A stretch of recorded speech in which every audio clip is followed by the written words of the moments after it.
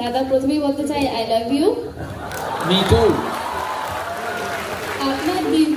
আমার কোয়েশ্চেনটা হচ্ছে, আপনার দীর্ঘ কেরিয়ারে অনেক গল্প আছে, কিন্তু আপনার যদি কেরিয়ার নিয়ে কোনো সিনেমা বানানো হয়, তাহলে আপনি আপনার যে কেরিয়ারটা সেটা কার উপর অভিনীত দেখতে চাইছেন, আর সিনেমাটার নাম কি হতে পারে?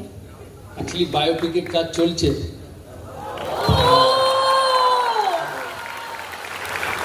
আর 1 বছর লাগবে স্ক্রিনে আসতে। আমি যেটুকু শুনেছি রাজকুমার রাও উইল প্লে দ্য রোল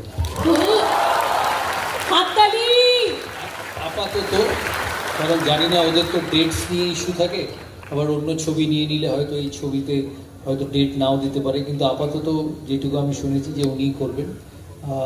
বছরখানেক লাগবে স্ক্রিনে আসার জন্য। Thank you.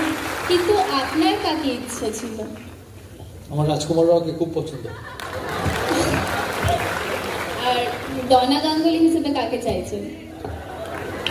ওটা খুব ডিফিকাল্ট ক্যারেক্টার, তাই তাই অনেক অপশনস আছে, এখন ওরা অপশনসগুলো বেছে উঠতে পারে। I am sure they will come to a conclusion. Thank you so much. Thank you. Hello.